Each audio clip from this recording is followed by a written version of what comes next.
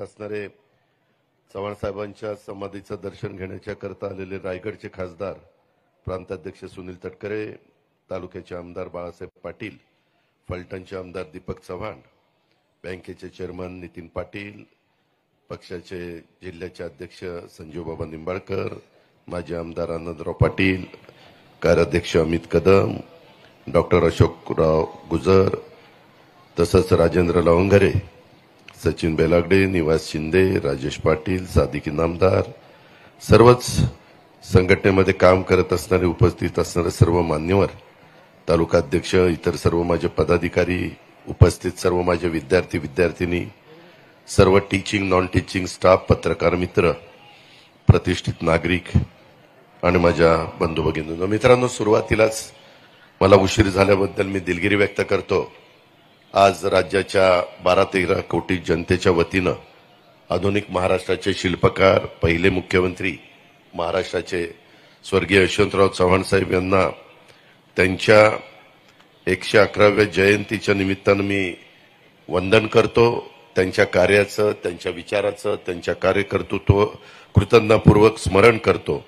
त्यांच्यापुढे नतमस्तक होतो आणि त्याचबरोबर वेणुताई चव्हाणांना देखील मी अभिवादन करतो.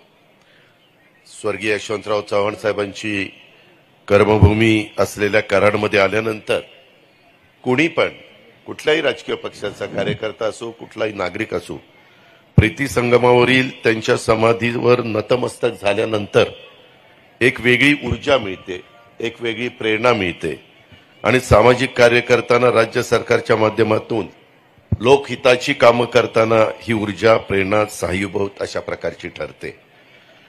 त्याच्यामध्ये आधुनिक महाराष्ट्राच्या जडणघडणीमध्ये स्वर्गीय यशवंतराव चव्हाण साहेबांचं योगदान खूप मोठं होतं.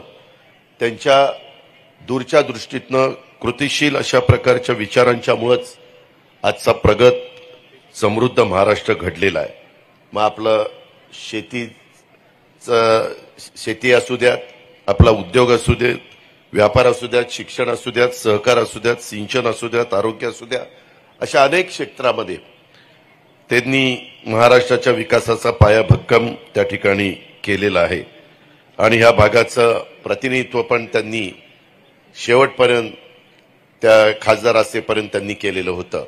परंतु काळाच्या नियतीच्या पुढे तुमचं माझं काही चालत नाही. तसं बघितलं तर 71 वर्ष वय कसं काही जाण्याचं वय अलीकडच्या काळामध्ये नाहीये.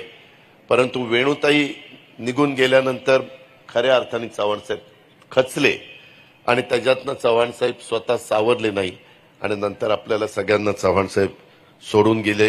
ही सगळी पार्श्वभूमी आपल्या सगळ्यांच्या समोर आहे. आज इथं आल्यानंतर खरं तर विद्यार्थी विद्यार्थिनी ऊनपणे ह्याची मला जाणीव आहे.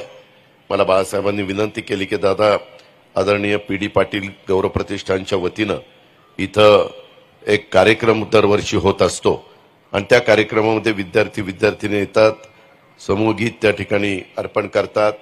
त्याच्या आधी आमच्या शिक्षकांनी पण एक गीत गायलेलं आपण सगळ्यांनी पाहिलं आणि त्या निमित्तानं आपण त्यांना आदरांजली वाहण्याचा प्रयत्न केलेला आहे.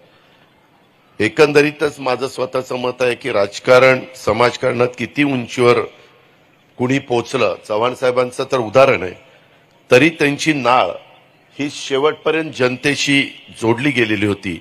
महाराष्ट्राच्या, देशाच्या राजकारणावर त्यांचा एक वेगळा अशा प्रकारचा प्रभाव होता, एक वेगळ्या प्रकारचा ठसा होता.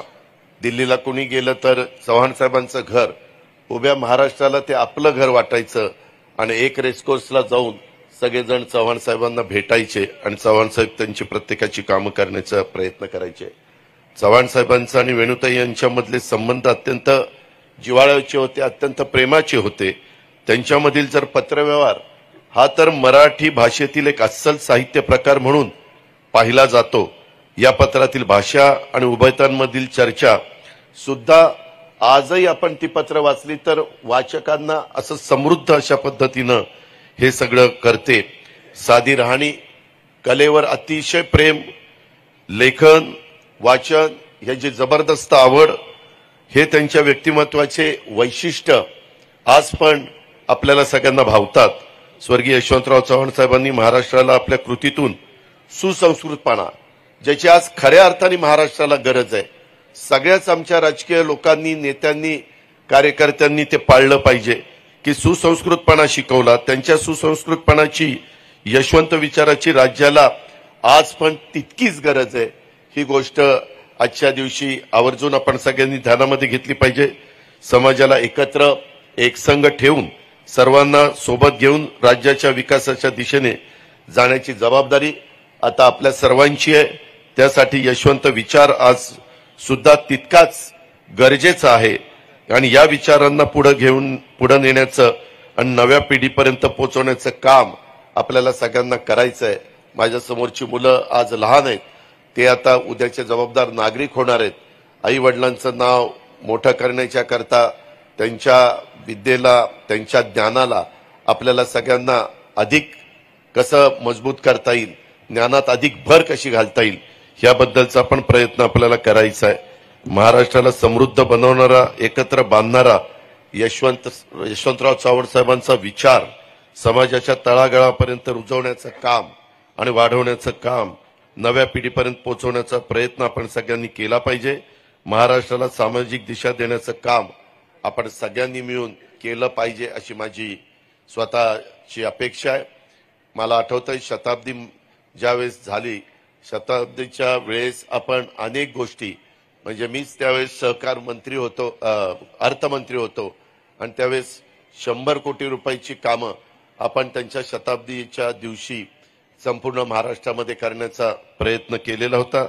स्वर्गीय यशवंतराव चव्हाण साहेबांचा विचाराचा वारसा खऱ्या अर्थानं पुढे नेण्यासाठी आणि त्यांच्या स्वप्नातील महाराष्ट्र हा घडवण्यासाठी आपण सगळेजण प्रयत्न करूया. समाजातील प्रत्येकाची साथ या बाबतीमध्ये मिळेल याबद्दलचा विश्वास मी आजच्या दिवशी आपल्या सगळ्यांच्या समोर व्यक्त करतो.